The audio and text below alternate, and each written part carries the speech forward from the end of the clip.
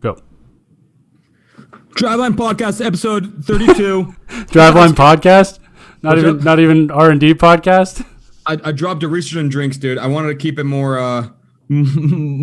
shorter with our guest here. This is Alex Caravan, co-swag manager of Baseball Analytics, co-host, drinking a very classy club vodka martini because I'm currently in a seedy Vegas hotel. Nice. Details about which we may or may not go into during the podcast, but yeah, go ahead, Lindley.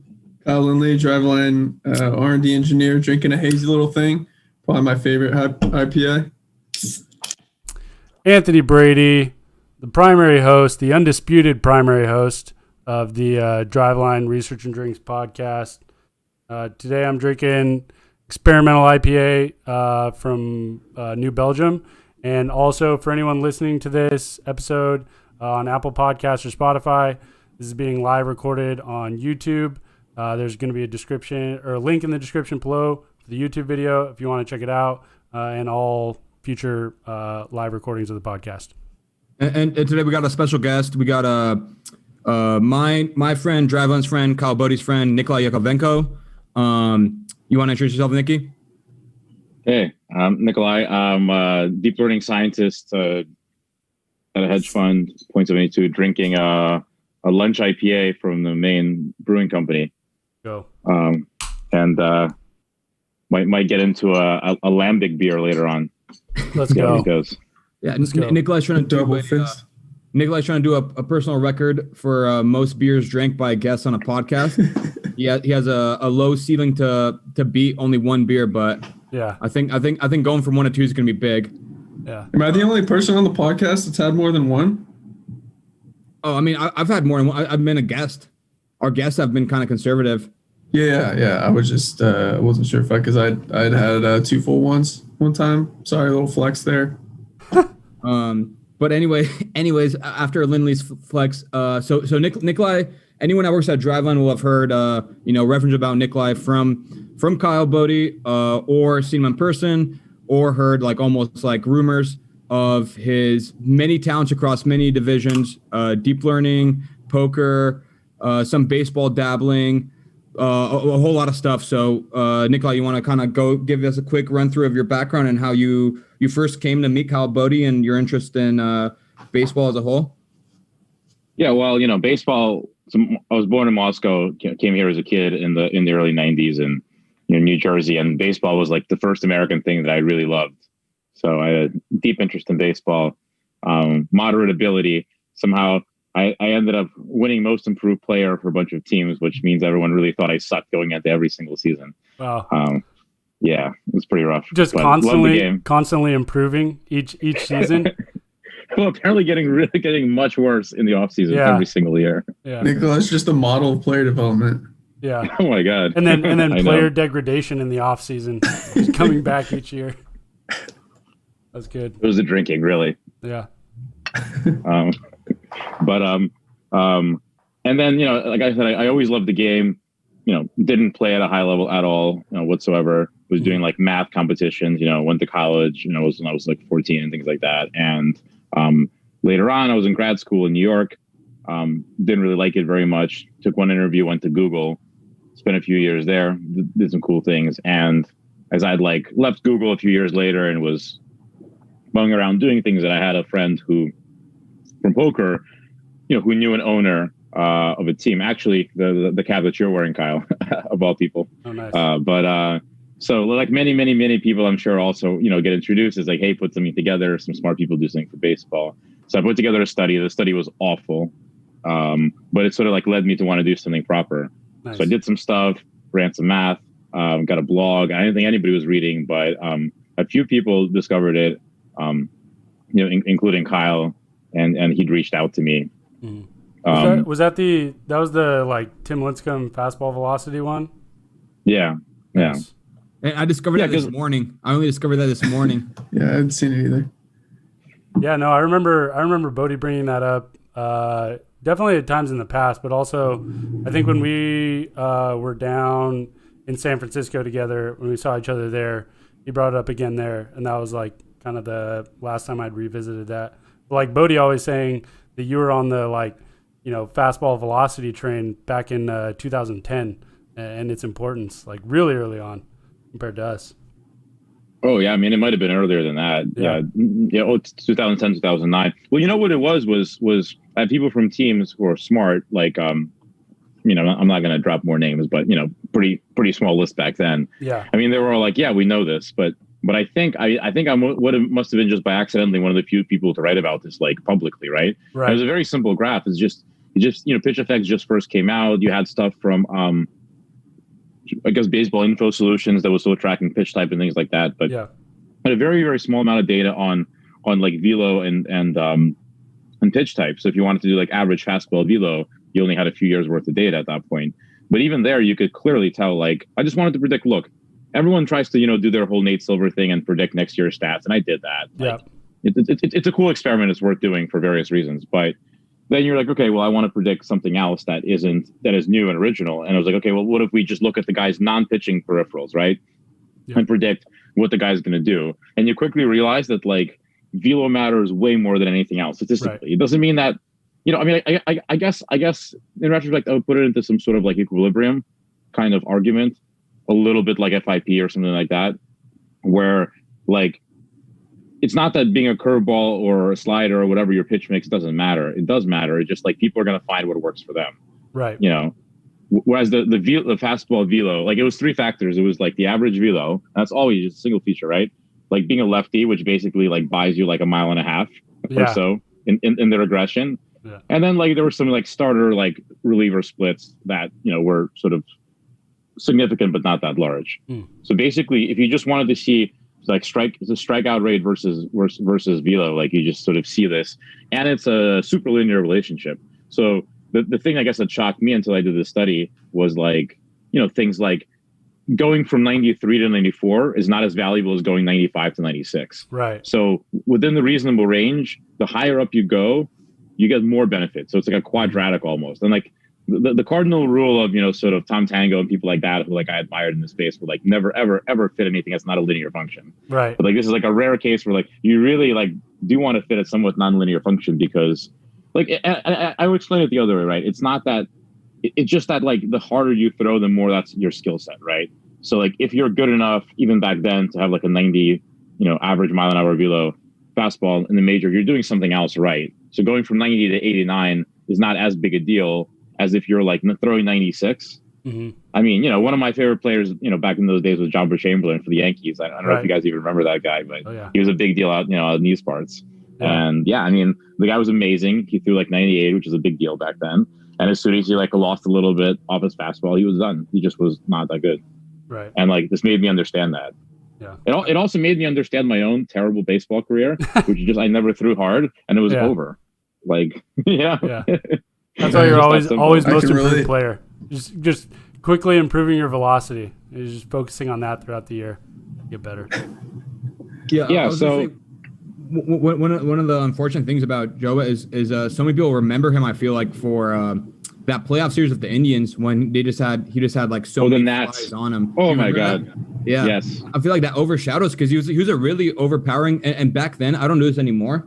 But back then I used to play fantasy sports I took it quite seriously and was like pretty passionate about it. I've actually found as I've gone more into sports analytics, I've found like way less interest and enjoyment in fantasy sports. But back then I took it pretty seriously. I remember I was like targeting him in holds only leagues, or not holds only, but leagues that counted holds. Because in those leagues he was like a huge asset, just picking up holds as a setup man and everything. But yeah, like really overpowering stuff. And I was gonna mention one thing going off that. Do you feel like you had an interesting point about not, people making predictions or doing their Nate Silver stuff as you mentioned. Do you feel like the proliferation of information in a way has made it almost more easy for people to get sucked in like doing that, right? Because there's more info and more open source data than ever before. But then again, when someone new is entering a field, they have that much more existing research and projections to compete with. So it almost like lulls you in. Someone's like, okay, I have ready access to pitch level data. Let me whip up some projections. Let me whip up some pitch quality metrics. And then like once you get into it, then you do a little bit more research and you realize, oh, there's so many things out here. Some better than mine, some worse than mine. Some people have access to data I don't have. But it kind of does deceive you a little bit, like how much open source data there is about like, I mean, this is more the case now than it was in 2010, but about like people potentially unearthing like low-hanging fruit kind of in the baseball sabermetric community. Yeah, I mean, it's a good question. It seems that way, but it's always seemed that way, right? So there's always something new, and you have people treading on ground that's already been trod. Like, for example, now as a deep learning scientist, which, something I've been doing for a number of years now, like it's an amazing field. There's a lot of interesting problems. There's a lot of interesting problems people haven't addressed. And yet most people work on the same problems with the same data sets. Yeah. Like, I wouldn't go as far as just to say that they lack creativity, but there's something difficult about building a new data set, building a new modality. On the other hand, like, in something that I worked out in, NVIDIA, we did deep learning for genomics, like DNA research, which was really cool, but there's not that many people in that space. So there's the other way. Even applying pretty basic models correctly is a bit of a greenfield. So I think you have to look for stuff. I mean, I didn't know how to do it at the time. I think I had to go through the process where I just try to predict next year's stats until I realized how boring that is, and how no one can outperform the Marcel model, like in general. Oh, also another thing. Also, you realize that when you go and you show your model to like the baseball prospectus people, and you show that clearly your model is like better and makes more sense than their model, like how little they care. Right. That was, so all these were useful lessons. But I think, also I was reading Bill James at the time, like a ton, like, all of this stuff, and still read him a little bit. I mean, the guy's a legend, of course. And he was like, I mean, this like old man is coming up with new interesting studies every single week.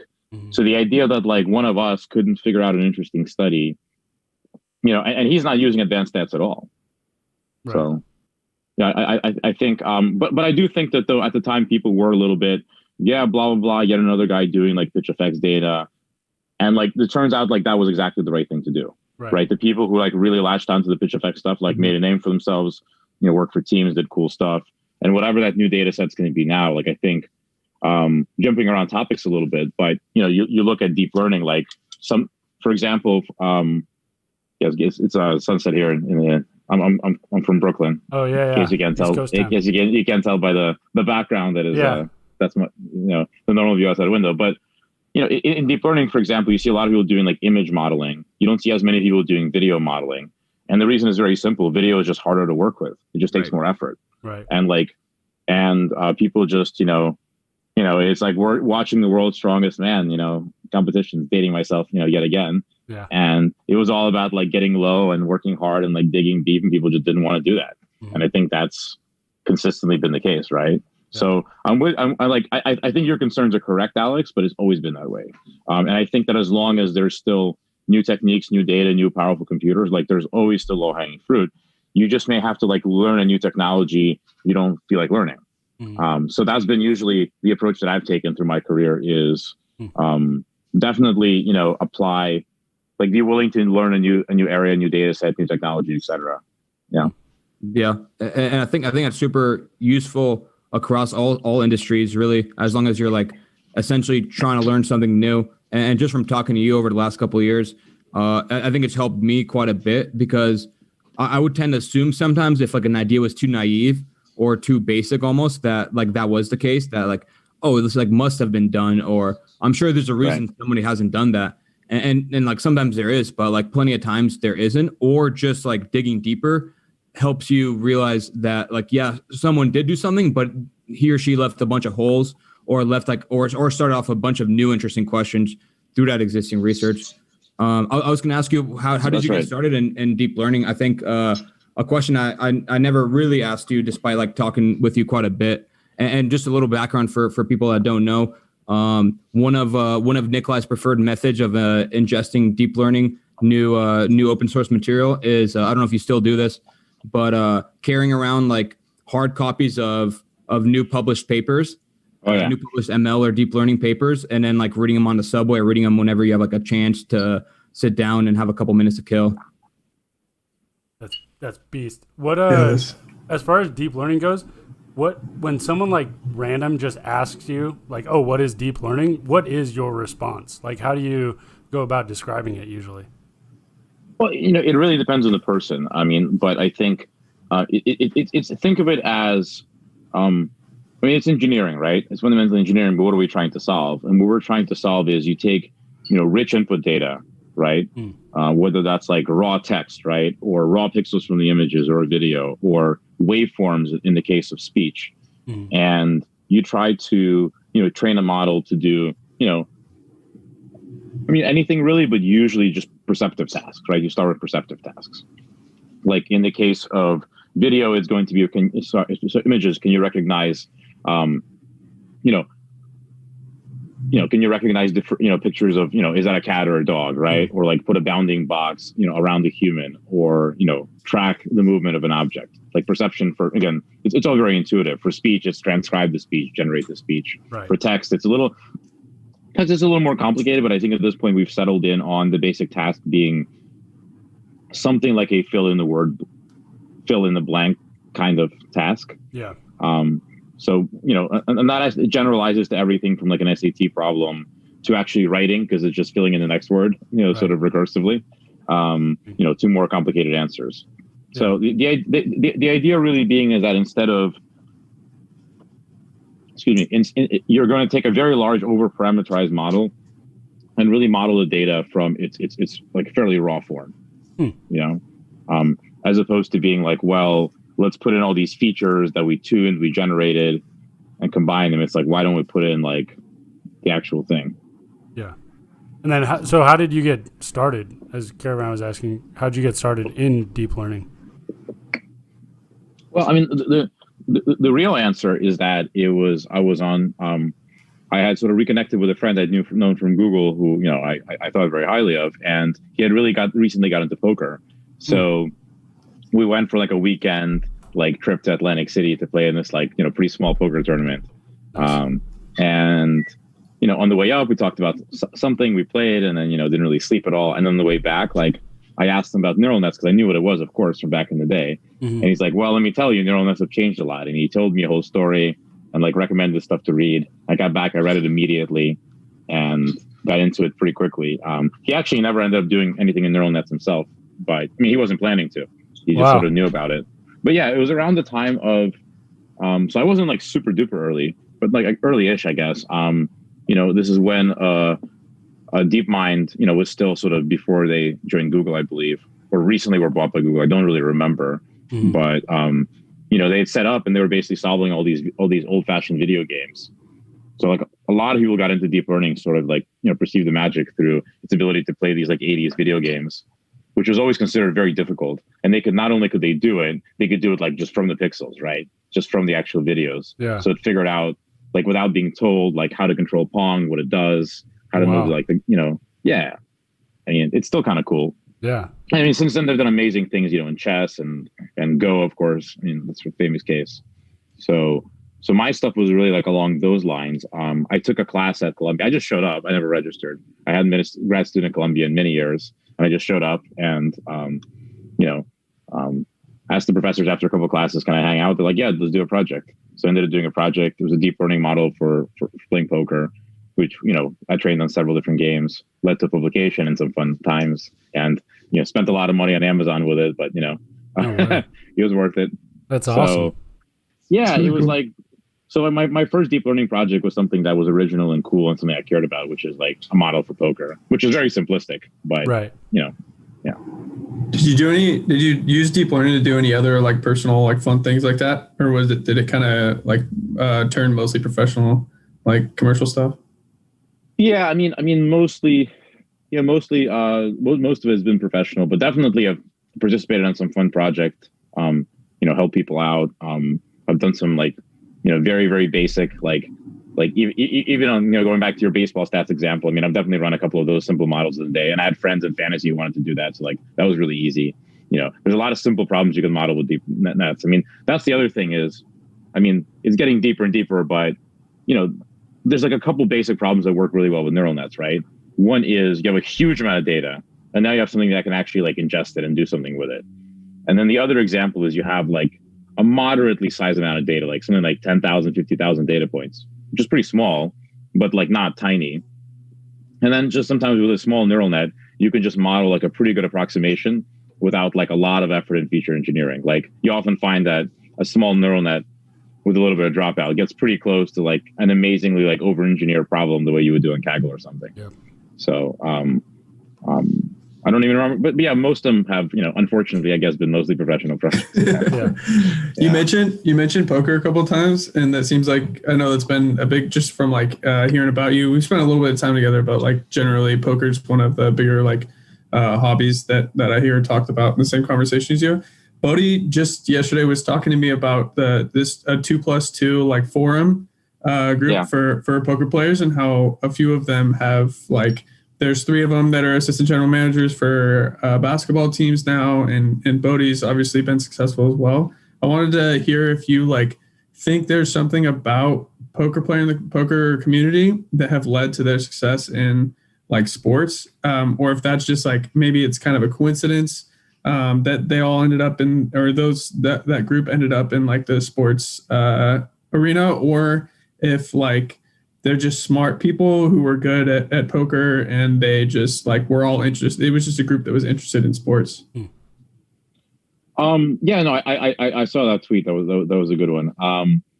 Let me tell you a slightly different experience that I had with poker, sort of related, right? So Bodhi definitely came out of that sort of grinder 2+2 thing. I was what they call the lurker in those forums, especially at Google, when I was on one project that I didn't really enjoy for a while. I remember spending way too much time at the office, reading 2+2 forums and almost never posting, but learning a lot from it. So that's takes me back. But the experience I had was, so Google, this is sort of pre-social media, so to speak, or it existed, but it wasn't whatever, it is now.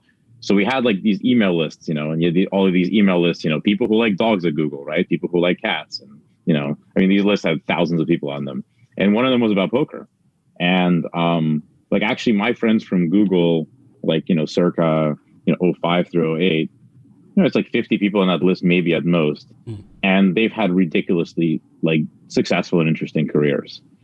Multiple people started billion-dollar companies, became very successful VCs, or just had senior management at other companies like Facebook, very, very senior, or just did really interesting things. So and again, the only qualification is you have to be sort of these people were almost entirely engineers, and pretty smart Google people, but they weren't really any smarter or capable or better engineers than the people I worked with on search. And there is something about that interest in poker among I guess competent people, right? Because there's definitely crazy degenerates as well, where it just you do end up with some pretty interesting people. Maybe it's just the appetite for risk. I don't know what it is, but I guess the willingness to jump into a new area. And I think that's how I would see sports. I mean, you're absolutely right, Kyle. There's definitely a cross, especially between poker and competitiveness and sports and sports betting, but the ability to adapt and to learn something. Even at a company like DraftKings, I have a number of executives who are former professional poker players. Yeah. And it's kind of amusing because you see this bipolar kind of thing in poker, where the one thing's oh my God, what are all these people? Poker's been dying for years, but they're not wrong. It has been.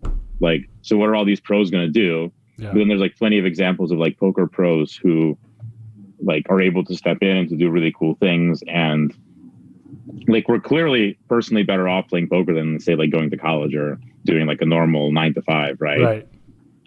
Nate Silver's a poker guy too. More in the Kyle mold. He was a grinder, an online guy, and sort of was bored at his job, so he did the baseball thing. Interesting. So I don't know what it is, but there's definitely a pattern there. Yeah. I would say for sure. Yeah, I can see that. One of the books you recommended me that actually I kept meaning to follow up, but I actually read it and liked it a lot. The Logic of Sports Betting. by Ed Miller, I think. Oh yeah. Yeah. Which was a really good book. And for me, I've gambled a bit. I've never gone like too into it, partially just out of, a time constraint, and also maybe like some deep rooted like, worry that maybe I'll get too ensnared in it, because I do have quite an appetite for risk and do definitely like games. Yes. But one of the things I was going to mention, there's a lot of like truisms about poker, right? Like if you don't know if you can't spot a sucker at a table, that means you're the sucker. Things like that. Like playing over the years, how like where do you think poker differs the most from its like public perception and its like romanticism that a lot of people give it, whether in movies, literature, or just like talking about it? It's a good question. I mean, it's definitely at least now more of a grind, right? Which, I mean, I guess people recognize that on some level, but you think I don't think the perception is all that wrong. I would say the other thing is that people who are sort of getting into the game and are new to the game, I mean, they're just impossible to talk to. Like, oh really? Like people who don't play the game. Well, so it's a very specific thing. So when people are like kind of okay at the game, they know the game a little bit. One is like they don't understand that the game was sort of designed. I mean, like, designed as an emergent order, designed by God, however you want to put it. Yeah. But definitely not designed by a person, but just sort of emerged as a game that sucks you in and makes you think you're better than you are. Because like you can get a lot of insight and still like be missing a lot of stuff. And I think like at my level, because I had played at a high level and I still do a little bit, like at least I know when, I'm missing something. And I think, and people that, and the other thing is you get also very, very smart people who are very successful in other fields who get just like stuck. And this happens outside of poker, but poker is just very noticeable. So you can't argue about it, right? They get stuck on really like trivial, stupid things. Like, oh my God, I should have folded kings because the guy had aces. It's like, no, you're not going to fold kings. Or just like really, really just extremely silly details that like, and you try to explain to them like, no, that's just luck or that just doesn't matter. There's much bigger decisions that make a bigger probabilistic influence in your game. And I found it like almost impossible for people who are very, very smart to like break through that in poker. Yeah. I think that's extremely common. Look, I mean, yeah, and I'm glad you mentioned Ed Miller. I mean, Ed Miller was basically the best poker writer, for a number of years. And then he just retired from poker and poker writing and decided to write about sports betting and, wrote an excellent book and, I think is, really, really knowledgeable about that field. So, yeah, I mean, look, I was very lucky. I mean, poker was evolving and no one knew what the hell they were doing in like 2006 when I really got into the game, myself included. And now you just can't do that, right? Like now the game is just too tough. And it's really a shame because the best players were all basically like psychomaniacs who wanted to win every hand and like wanted to play too many pots. And what was cool about poker back then is you could play that way, but players were so bad and sort of like didn't understand and they weren't conservative enough. You could sort of get away with that style. And eventually you sort of learn to calm down and you become a great player. Yeah. Like, but there were amazing players like people like Lex Vidalhaus and people like that who would play half of their hands and win. I mean, I saw it live in Vegas. It was unbelievable. And now the game is just the math of it. Unfortunately, like every other sport, I mean, you probably know this.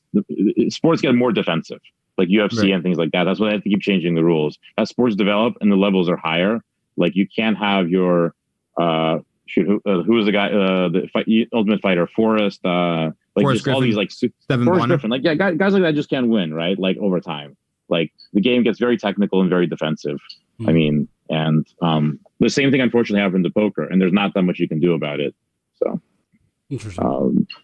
Yeah, so I just don't think it's worth getting into at this point. I would not encourage anyone to get into poker, especially as a vocation. Yeah. Is there and I mean, we'll see how many people listen to this podcast and take you up on your word, but are there areas of gambling or specific like games of chance that you would recommend someone with the time and interest and say like the base like aptitude for it?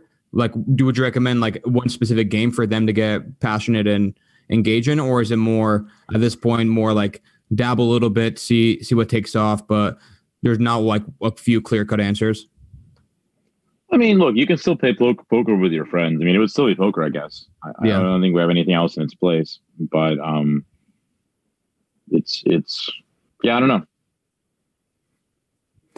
And then kind of shooting back to a little bit more on the baseball topic. Have you found yourself still as engaged on the kind of year to year like baseball involvement, whether following the sport or following the tracking technology or following like the developments of it as much, given that you know people like in baseball and people close to the sport, or have you been like less interested as you've like gone closer to the industry? Yeah, I mean, it definitely was a revival. I mean, I definitely took a break for a number of years where, I mean, I wasn't following it as closely, but I mean, like sort of, reconnecting with, with Kyle and you guys is, I mean, I just think the game's also much more enjoyable in its current form. Like, I mean, I think of something like, even trite things like MLB on Instagram. It's pretty great actually. So, like you look at someone like Pitch Ninja, right? I mean, like until high speed video and all these things, like it was hard to appreciate pitching, and listening to John Smoltz wasn't really going to help. Yeah. So like now, like seeing like, I don't know, like rooting for pitching is just a lot more. I couldn't even imagine what that was like. That was like 10 years ago. I mean, we all love Mariano, in New York, but right. Yeah, I think. Go ahead. Well, I was going to say that I think that. I might have two of you up on the screen right now. No Lindleys, unfortunately. Yeah. But yeah, sorry, I plugged my computer in and it just shut off. Lindley just sabotaging the podcast in the middle of the podcast. Well, I was going to say I think that. Well, I'm trying to edit these pages.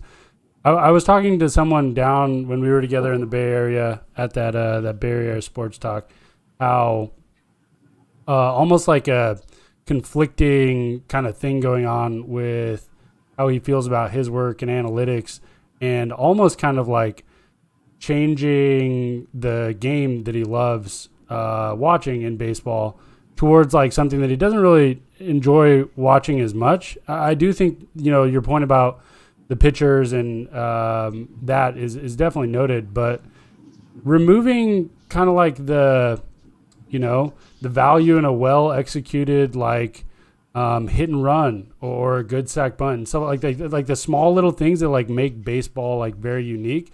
Like the game is moving away from that, right? Just because it's more lucrative to throw hard and hit home runs. But there are instances where like the defensive base running is still pretty great. I mean, and I guess maybe also just being older, I notice it more. But like when I was in San Francisco, I played in a men's league. I hadn't played baseball in years, and you just remember like how hard base running is. Oh, yeah. Like we had dudes who got thrown on the bases all the time. Yep. Like just knowing when to like sort of like go halfway and go up, like it's not that easy. Yep. In high school, I kept getting kicked off the base paths in during like BP because my coach was like, "Get off the. You're not helping. You're just making practice worse by participating. So you go do your pulls or whatever after you're done pitching." I think it's a you problem, Lindley. Yeah. Okay, that's fair. Wait, I don't get the story. What were you doing? I missed the reference. The base running's hard. Just like I got kicked off because I was so bad at it. Like you're not helping practice. It's like it's not making anybody better because you're so bad at it. So you were the Billy Madison of base running. Yeah, that's me. That's good. But what I was saying, I feel like there is.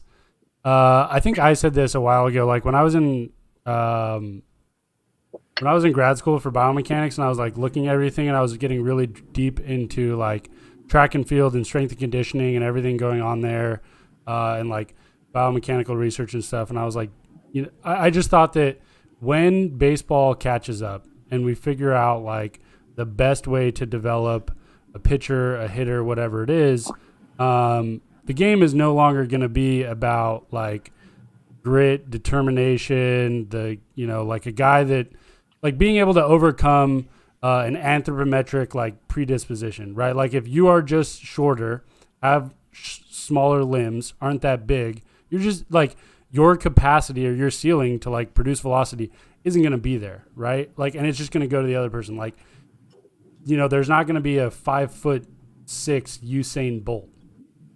Eventually, like, we're going to be able to develop well enough and slap things on that, like, your genetics are just going to determine your ability to, like, you know, go to the next level. And I mean that, you know, I think that kind of like, there's kind of like a bummer in that, right? Like the small. Well, kid. look, I mean, what kind of AI discussion would this be without not mentioning Gattaca? So Yeah. Thank you. Yeah. Yeah. I mean, look, I mean, I guess, I mean, on the other hand, look at the NBA. So a couple of things. One is the NBA is not any less enjoyable, certainly not because of that. Right.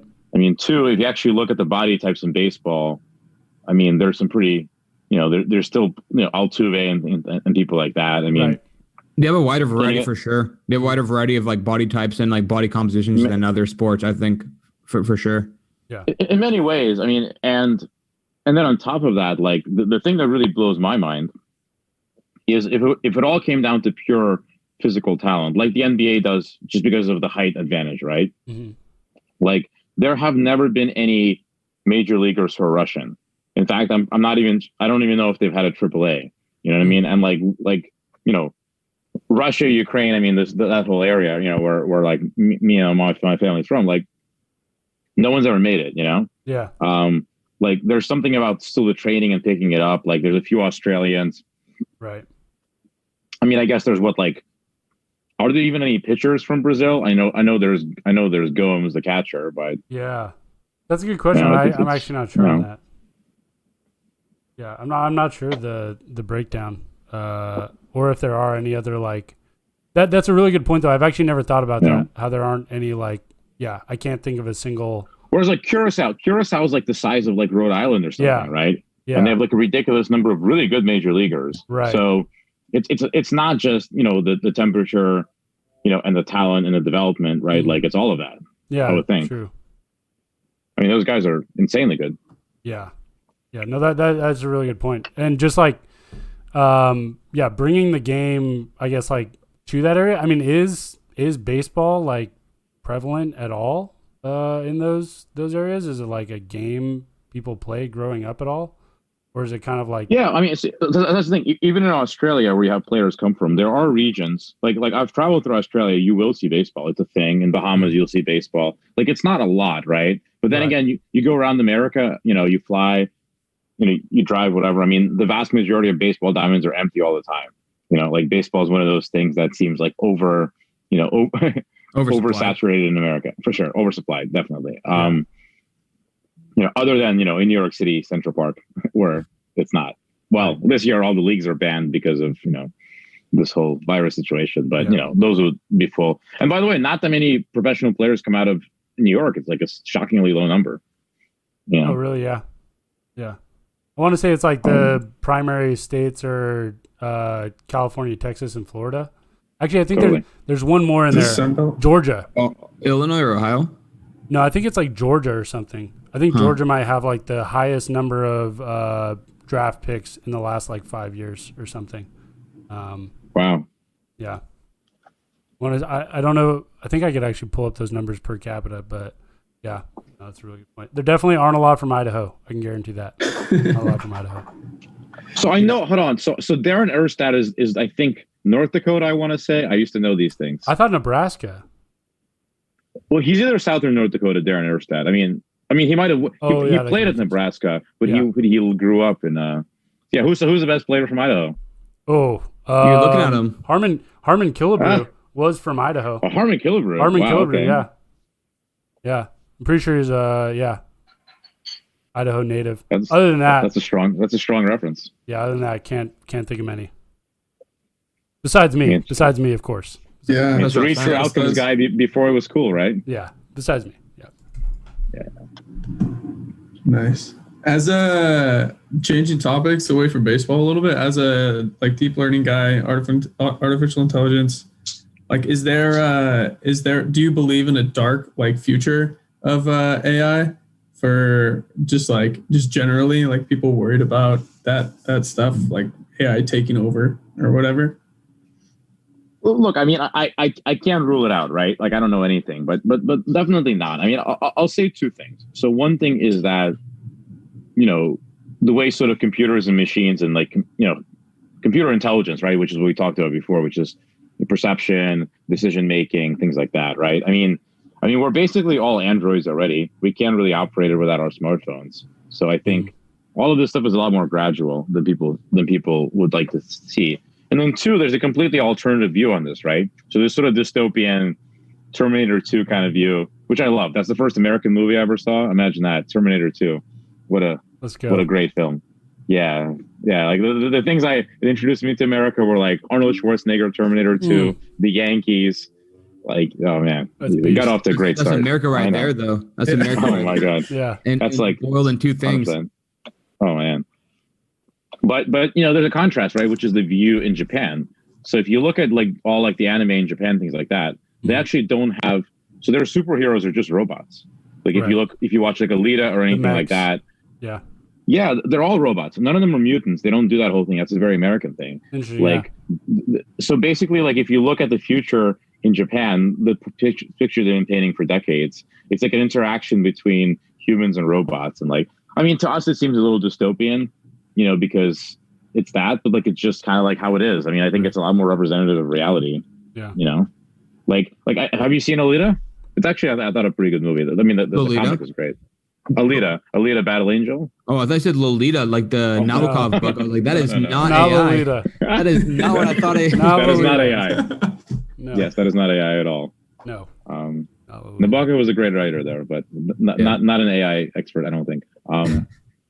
Yeah, but I mean, like the Bionic Man, right? Like if the Japanese made a future baseball thing, they would have like part human, part robot, like baseball players probably, and they would make it cool. And people would watch, and it'd be awesome. And like we'd cheer for our favorite, part human, part robot. So if you think that's dystopian, that I mean, sure. I don't know. I'm not saying it isn't, but to be part robot. One question I kind of just occurred to me really during the middle of this interview is in the deep learning community. Are there often collaborations, or is everything kind of hush hush? Like, are most people really defensive of their models and methods and practices? Or is there opportunity for collaboration? I mean, I would say it's probably one of the most collaborative fields in that people, they don't like to get scooped necessarily, so they may wait to release some of their stuff. But it's considered, very poor etiquette to not, explain everything you did in the paper, and in most, but not all cases, release your code and your checkpoints. And in fact, I'm really glad you brought that up, Alex, because I mean that's what's kind of amazing about the field. Excuse me. So I work a lot with text models. So these models tend to be quite large. So for example, our team at NVIDIA built at the time the largest model, which is 8 billion parameters, that has since been superseded again, like to 1,100, crazy numbers in these models, but the point is people will train that model, which costs, millions of dollars to train. And then they'll just release, in most cases, they'll release the code. And in most cases, they'll release the checkpoints. So you can, so you did all this work and spent a huge amount of money, and all you have to do is read the paper, use the code. And by the way, going back to a previous thing, and yet most people still won't do it. They'll still complain. It's like, dude, I mean, it's amazing. I mean, the image model, I mean, Google literally, for EfficientNet, right? Google spent, whatever numbers of millions of dollars, I don't even know, in like doing architecture search. So actually having the model try different architectures, like change it a little bit and figure out what's the most efficient structure, like to like pack the knowledge into these models. Mm-hmm. So they did like thousands of experiments, and then they told you what the answer is. They told you how they got it, and they give you the checkpoint. They just gave it away. It's amazing. Yeah. Yeah. That definitely would not happen in baseball. That would not. No, I mean, look, people are definitely secret about other things. I mean, I remember going to, once in a while, you go to like one of these like panels with, GM of Team X, and like they're on the panel and they say nothing. So, really? Wow. Oh, that's amazing. Because they can, right? Like, because they're like, well, I'll be on the panel, but they'll speak in broad terms. I don't know if that's changed at all or not. Interesting. Have you spoken out, or is that at all of any interest to you, like speaking at conferences, or are you more like more of a guest attendee? Do you enjoy that more? I mean, speaking is great, but it takes a lot of prep, and I mean, it's I should do it more. I haven't been doing too much. I mean, the interesting trend now is all these virtual conferences. So I think it's actually kind of compelling in a sense because you can reach a lot more people. I think people who learn to master this form will do well for a long time. Like, I mean, I think the lockdown in general has been, pretty bad, pretty unfortunate, but like there's definitely upsides to it. Yeah. Like, Yeah, I like that. I do like the point about the virtual conference. I definitely think that's the case. I feel like the reach of them and accessibility is definitely increasing, which is cool. But tell you what, talking to a computer screen, like giving a speech over Zoom to like hundreds of people, it is pretty tough. Dude, it's hard doing it to 60 people at a company all hands meeting. Yeah. Well, you just have no feel for especially if you make jokes, you have no idea how people will react. 100%. You have no idea. You don't even know if like anyone can hear your audio, but you're just like talking through your presentation. You're like, yeah, so you know what I mean here, and then it's just you can't see any reaction or like it's just like, man, I didn't realize how much value there was in like seeing someone like nod their head when I'm talking. Just like small bits like that. But the accessibility point, I think, is super awesome. Like I know that like all these conferences going virtual, and even just creating like logs of them too. Just really really accessible information for a lot of people is pretty sweet.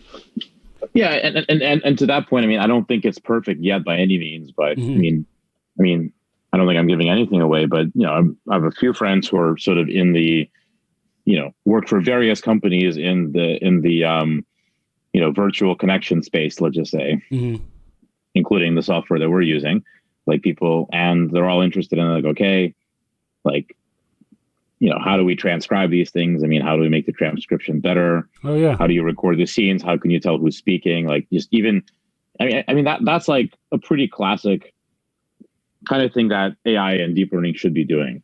A lot of it's kind of like boring, cool stuff like that. Like you have a conversation and it's transcribed. Right. And then maybe like and then you use NLP and it's summarized and edited, right? Yeah. It's like, here you go, like change it, approve it, whatever. Yeah. So I think we're in this kind of interesting space now with these giant, 5, 10, 20 billion parameter models where at least in NLP, in text, we know the models have the capacity to do a lot of this stuff. But they're not because we don't really have the right targets. We're not trading in the right tasks. A lot of these models, I mean, these giant models are pre-trained on like random web text, basically, because that's like all we can get enough data for, Right. So a lot of people be critical. It's like, well, GPT-3 is doing this bad, it's doing this bad. It's like, look, I mean, you're like a dog is speaking and you're criticizing, like, it doesn't know anything about New Hampshire. It's like dogs from Ohio. Like, what do you want? It's like, I think a lot of this stuff is going to be amazing and is going to be, it's actually frankly surprising sometimes to me that it's not happening more quickly. But when you talk to people at the companies who want to do it, you just realize that like any project takes 6 months, right? Yeah. And kind of because I know from before that you do work a lot with NLP, natural language processing, for people unfamiliar. But so one of the questions actually is kind of a layup question, or not a layup question, but a rookie question by myself, because I studied NLP a little bit in school, but I've rarely applied it. And like hearing you talk about the large data source and everything, like obviously excites me and stuff. But I think like one of the potential struggling points for people interested in NLP versus like something more tabular data, like a tabular data example is more obvious, more to the point. You have your output variable, you have features, you use the features to predict or classify into the output. But for NLP, I was curious if you had like some kind of like beginner ideas or projects for people that don't have too much experience with NLP, but like are interested in accruing that experience and getting more involved in it. Yeah, for sure. I mean, well, the great thing is that all of these models, including the really good ones, like BERT and Google's T5 and other really, really awesome models, a lot of them have a smaller version, like a version that you could, inference even on your laptop, that you can hit up an API, that you can run in your computer, you can run in a small GPU instance, et cetera. So in many cases, you can observe some of the factors of you running a smaller model. So that's one. Two, the pre-training aspect. Like, you don't have to train from scratch, which is awesome. Yeah. Like, so these models were already trained on millions, if not billions, of documents. Like, you don't have to like build that data set. So I think that transfer learning is really, pretty awesome. I mean, people in computer vision have been doing that for some time. It's been standard for years in computer vision to take a model that was pre-trained on, recognizing human actions or recognizing like different kinds of dogs. And it's like, just take those features and like, do something completely unrelated, like classifying, baseballs or faces or something like that. Right. So the point is that you're not starting from a random checkpoint at all. And actually, I think to that point, I mean, that's going to be a lot more effective if you're looking at, things from the raw modality as opposed to the tabular data. There you have to start from scratch. Yeah. Right. So I would definitely say, any sort of customization to your task is key. I mean, having a problem you're motivated on is pretty big. So for NLP, what you can invest in is you can invest in collecting an interesting data set and labeling it. Like, one interesting problem, there's been some academic work on it. Maybe I missed something amazing that came out recently, but I've long been interested in things like detecting and generating humor, or even attempted humor. People have strong disagreements of whether the models can do it at all. I mean, you can imagine which side I'm on. Like, you really can tell me a 20 billion parameter model can't figure out the humor that everyone laughs at? Like, of course it can. But building a data set isn't so simple.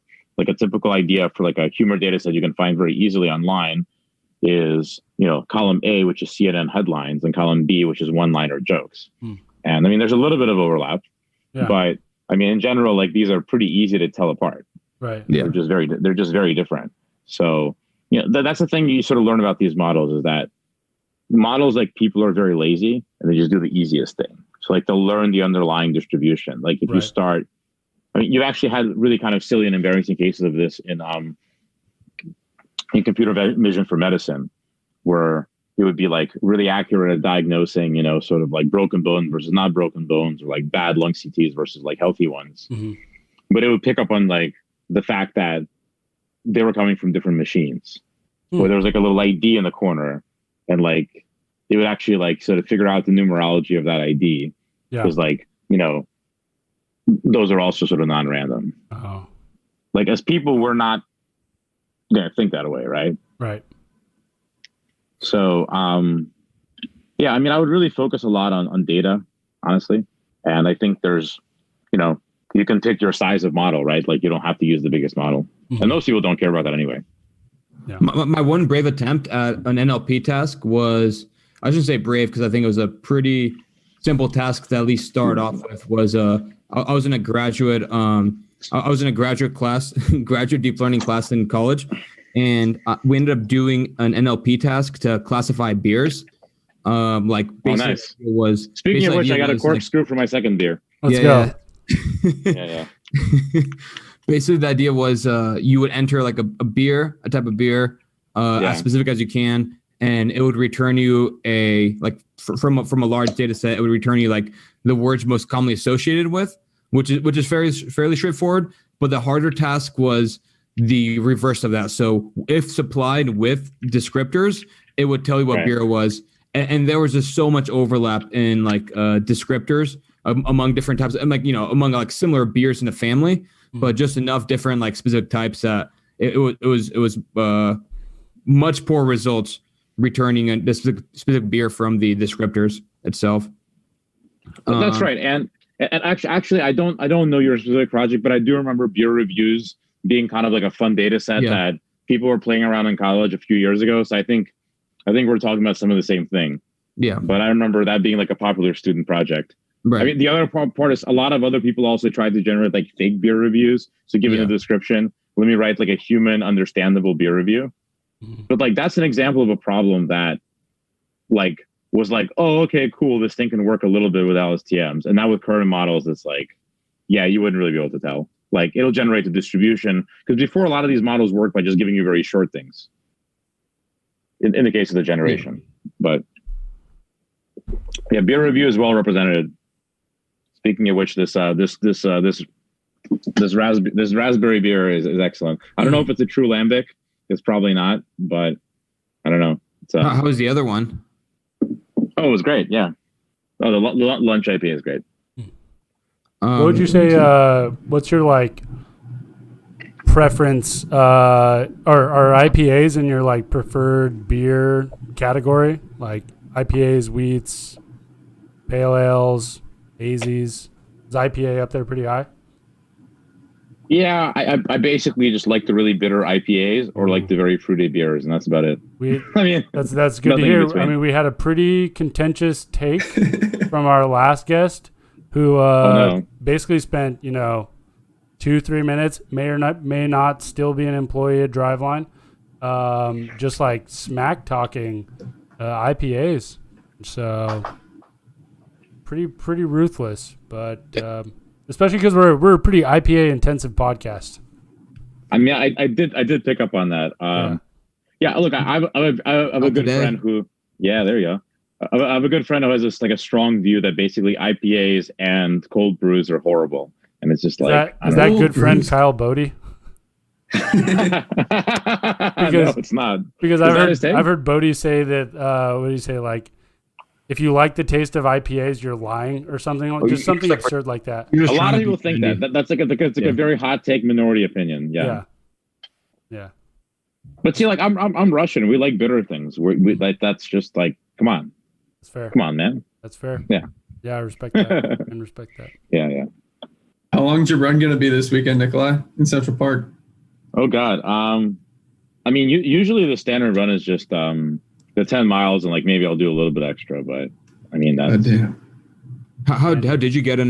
Moving on, kind of now a little bit to our more lighthearted questions. How did you like as someone who's seen some of your runs and like seeing your consistency as well over the months and years? How did you get into like running long distance? Because I know you're fairly like you don't slow down too much from like shorter runs to longer runs, right? Like your mile times themselves don't really get too much longer, despite like having a larger number of miles, I think. Yeah, well, I think that is mostly just a human factor, right? Like I think actually, I mean, we've talked about this before, but like Born to Run, that book about the ultras and things like that. I mean, the argument is basically that like as humans, we're sort of that's like along with like the throwing motion. The javelin type stuff. I mean, you guys have talked about that, or I guess at least on the other Driveline podcast that doesn't exist anymore. They definitely talked about that. Yeah. Like there's like a few things that humans are actually like legitimately really good at, and one of them is distance running. Mm-hmm. So, it not necessarily very fast distance running, but just like very long and sort of steady, because like we can breathe at a different latency than our running with like our running speed, which I guess apparently horses can't. Like horses they can only run at like 4 different tempos because like their breathing has to be synchronized with their legs or something like that. Really? I mean, yeah, lizards don't even breathe when they run. Trying to be like a lizard. Yeah. So, but part of the reason I ask is because Lindley and I recently did a mile race a couple weeks ago, and since he seems to have like rededicated himself to going to what's up? No. Wherever you're going with this, it's enough. Tell the story then. Well, all I was gonna say was that like Lindley's now putting in like very impressive like mile times on like 7-8 mile runs, but like I mean I don't know what do you have on a 1 mile run? Basically like adding to the theory of like you get to a certain point where if you just keep running, you can get much better lowering your mile time over like 6, 8, 10 mile runs, but I don't know how much that'll impact your like best mile time itself, like best 1 mile time. Do you have any theory on that? And like, how do you feel? I mean, probably not much. I mean, look, so to actually answer your original question, I mean, the 2 times I've really gotten into running in my life, like there was a big gradient in it. It was both from coworkers because when I was, work with a lot of nerds, even more so than you guys, a lot of introverted people. So like distance running is like a big thing, was a Google and NVIDIA, et cetera. So it was just cases where people that I work with were like really into long runs. So you started doing it. I had an NVIDIA, like they got me into Strava too. Like one of the guys I work with, the guy I work close, they actually ran the ultra. So he like lives in Colorado and runs those like 50 to 100. Oh my God. Yeah. Oh, It's so How does he like- train for that? How does he train for that? I mean, mostly just runs a lot. He lives in Colorado and he runs in the hills all the time. Is he like Yeah. regularly ripping? I don't know if you know, like, is he ripping like 20, 30 plus mile runs on a weekly basis then? No? I mean, he's putting in a lot of volume, but I think that's the thing about that training is people, they run way longer on competitions than they run normally, at least for sort of normal amateurs. I mean, there's very few professionals in that space. Right. So, but I mean, yeah, I don't know. Maybe that changes also. I mean, the sort of the general rule that I've always been sort of familiar with is whatever distance you're used to running comfortably, you can always run double that, like, you know, if you had to, right? Yeah, even Like, a bunch of you know, yeah. even a bunch of marathon training, you don't end up running a marathon during training at all, and you run like 1 20-mile run, but everything else is below that, like paced. So you've done that, Kyle? You've trained for marathon? I started to, then I strained my calf, and then that's how I like started getting into running. And then once Yeah. my calf kind of got better, I picked up a little bit. I picked up with a little bit hotter start than I did for when I started marathon training. And no, I didn't improve my times because Caravan beat me in the mile. I mean, the mile is a very weird distance. It's almost like, I don't want to say it's a sprint, but it's definitely a track event more than a distance, that's for sure. Yeah, it was tough. Like Alex, are you even breathing during that mile or not really? I mean, I started breathing pretty hard, like 1.5 laps in, kind of, where the adrenaline wore off, and I'm running in front. 4 laps, right? Four, because we ran on the UW track. 400-meter track, yeah. Yeah, we ran on the UW track, and you know, not to be talking too much about my running tactic, but initially what I was thinking was, because Kyle had been running quite a bit. And had like a watch on, so I knew he knew how to pace himself, and I hadn't been running that much like recently, and especially now with a pacer.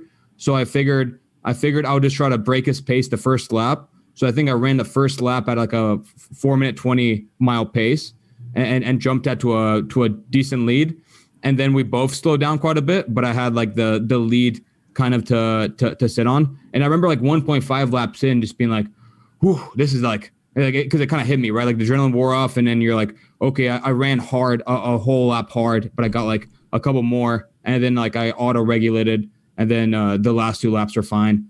But that's kind of a little bit behind the psychology of what it took to beat Kyle Lindley in a mile race.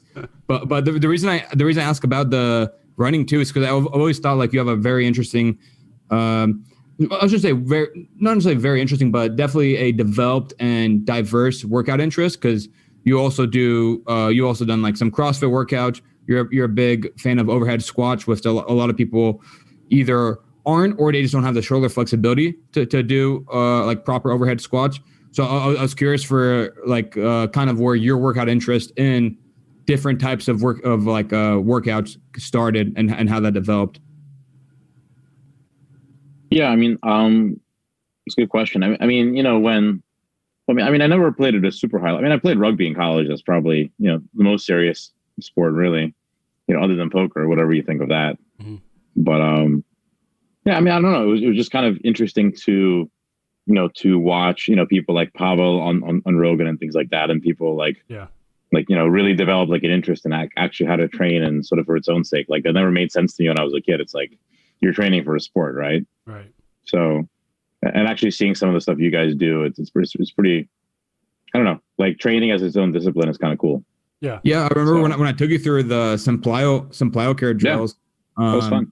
Yeah. How was that? Do you feel like you like, I don't know if you've like done them since, or what do you feel about like implementing those? For me, it's like quite a bit of learning slope, just even getting the proper scapula traction, all that stuff, like doing movements you're not used to. What would you think of those? Well, yeah, it's interesting because I you know, I moved back from San Francisco, and even there, like I wasn't really throwing hard enough to pitch for the team, or even really seriously consider it. But I kind of always wanted to. So the other thing I had was, it was about 8-9 years ago. I don't even remember, which is a good thing. Like I had a very serious head injury in a rugby game, where I was like paralyzed and had to like relearn how to use the right side of my body and things like that. So, I mean, I think a big part of the training was really to sort of like lean into that, and to actually get like stronger or better at something. Like that's really the only gratifying thing. I mean, if you can actually like be better than you were in a sense, which I think is possible with a lot of work in my case, which is awesome, amazing. So it would be really fun to like be able to like throw hard, or at least not like hard, but like not pathetically. Right. So like a weird thing I noticed, which I never even realized. So maybe this is what you're talking about. I actually literally don't even know the scalp thing, but like I always noticed that when I would throw the heavier ball, I could throw like with more energy, Mm-hmm. It's like I could never move the upper body fast enough. Yeah. And something I noticed was like literally just, I guess from hitting, which I got slightly decent at from like going to the cage and, with all the measurements of my friends thing. Like, I mean, like I got like, okay, like I could hit like in the low 90s, off the bat and things like that. Like Right. not entirely terrible. Right. But like my throwing was way worse, like on a conceptual basis. Yeah. So just something about like actually like using this part Right. and like explicitly like actually like loading that and throwing, I was like, wow, that feels like I'm throwing way harder immediately. Huge improvements, yeah. So like definitely like something would be fun would be, and I saw that a little bit with the plyo stuff, like Mm-hmm. actually figuring out how fast things are moving and to do that, like that would be really fun. Yeah. And, I just need like a freestanding wall or something, like. Yeah. Get something that you can afford to just like chuck a heavy plyo ball in 100 times and nobody cares.